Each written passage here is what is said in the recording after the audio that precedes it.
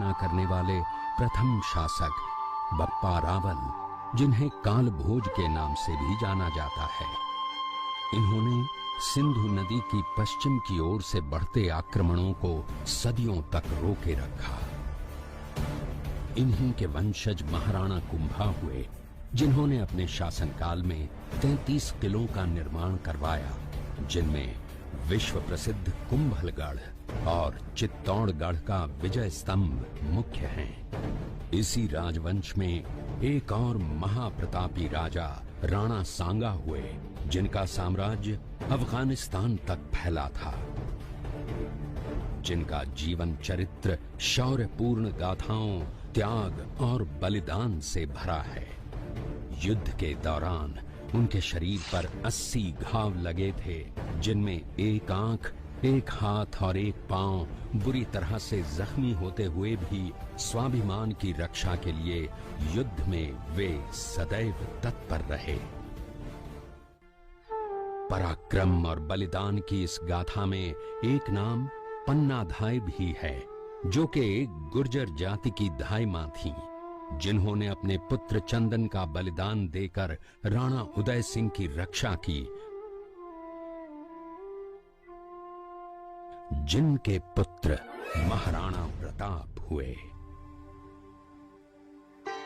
महाराणा प्रताप का जन्म पाली जिले के अखेराज सोनगरा की पुत्री एवं महाराणा उदय सिंह की महारानी जयवंत कमर की कोख से विक्रम संवत 1597 में अर्थात 9 मई 1540 को कुंभलगढ़ में हुआ।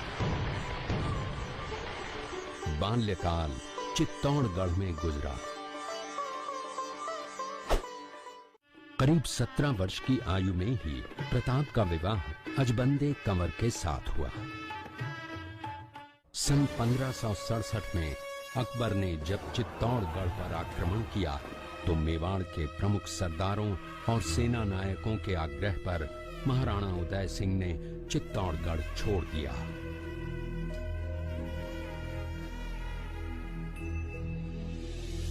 मुगलों के प्रति उनमें घृणा के भाव जागृत हो गए। अपने देश, कुल, गौरव और मातृभूमि की मर्यादा के लिए प्राण न्योछावर करने वाले योद्धाओं और ललनाओं से प्रताप ने न केवल सीख ली, बल्कि ये घटना उनके जीवन का आधार बन गई। अपने पिता के साथ दुर्गम पहाड़ों में रहने के बाद प्रताप ने गोगुंदा में अपना पड़ाव कायम किया। फरवरी 1572 को महाराणा उदय सिंह का देहांत हुआ।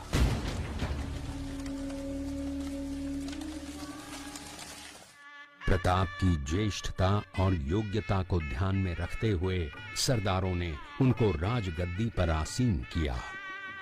होली के दिन उनका गोगुंदा में राज तिलक हुआ।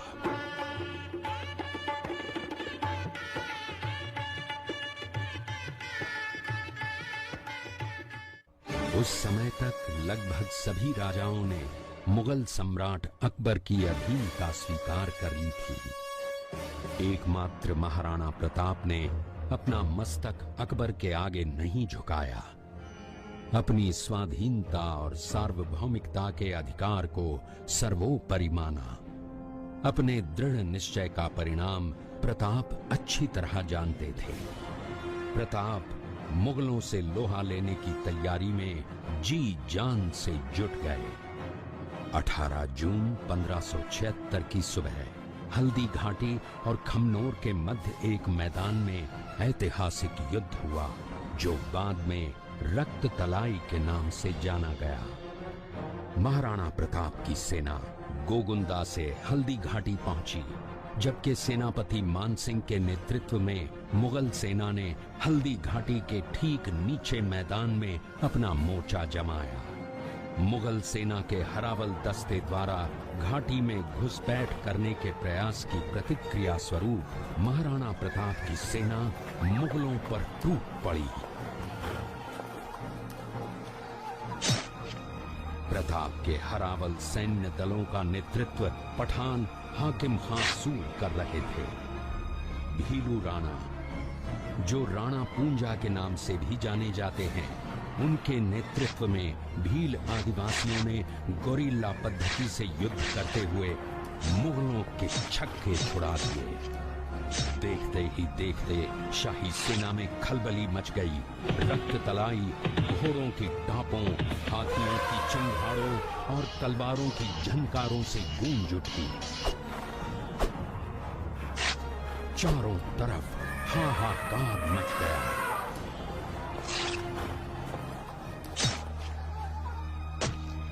युद्ध का घटनाक्रम अचानक उस समय बदल गया जब प्रताप ने अपने घोड़े चेतक को एड़ लगाकर मानसिंह के हाथी पर चढ़ा दिया और उस पर भाले से भरपूर वार किया। मानसिंह हौदे में दुबक गया। हाथी से उतरते समय चेतक की एक टांग कट गई। इस स्थिति को भांपकर महाराणा प्रताप के हमशक्ल सेनापति झालामान ने महाराणा प्रताप से आज्ञा लेकर उनका राजमुकुट धारण किया।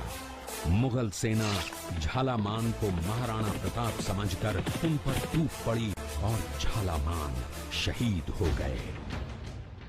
उधर चेतक ने अपने स्वामी को 5 किलोमीटर तक 3 टांगों पर ही लेकर एक बरसाती नाले को पार किया। उसके पश्चात उसके प्राण पखेरु उड़ गए।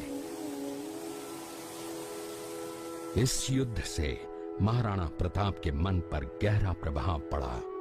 परिणाम स्वरूप उन्होंने मुगलों पर विजय प्राप्त करने तक राजसी ठाट बाट छोड़ने और पत्तों पर भोजन करने का प्रण लिया, जिसे उन्होंने जीवन भर निभाया। महाराणा प्रताप ने अपना सैन्य बल बढ़ाकर सर्वप्रथम अरावली पर्वत की घाटियों में बसे दिवेर पर चढ़ाई कर विजय प्राप्त की। इसके बाद कुंभलगढ़ पर भी विजय प्राप्त की। सिर्फ चित्तौड़गढ़ को छोड़कर सारे मेवाड़ को अपने अधीन कर लिया। कालांतर में महाराणा ने चावंड में अपनी राजधानी स्थापित की।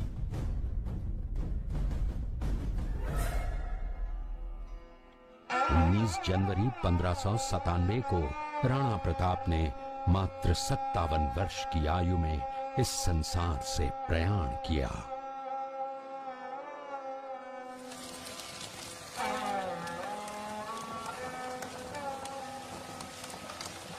हल्दी घाटी का युद्ध एक सांप्रदायिक युद्ध न होकर आत्मसम्मान, मातृभूमि की स्वतंत्रता व स्वाधीनता का संघर्ष था। इसका प्रमाण ये है कि जहां पर अकबर की सेना के सेनापति जयपुर के राजा मानसिंह थे, वहीं पर महाराणा प्रताप की सेना के सेनापति काबुल के हाकिम खां सूर थे।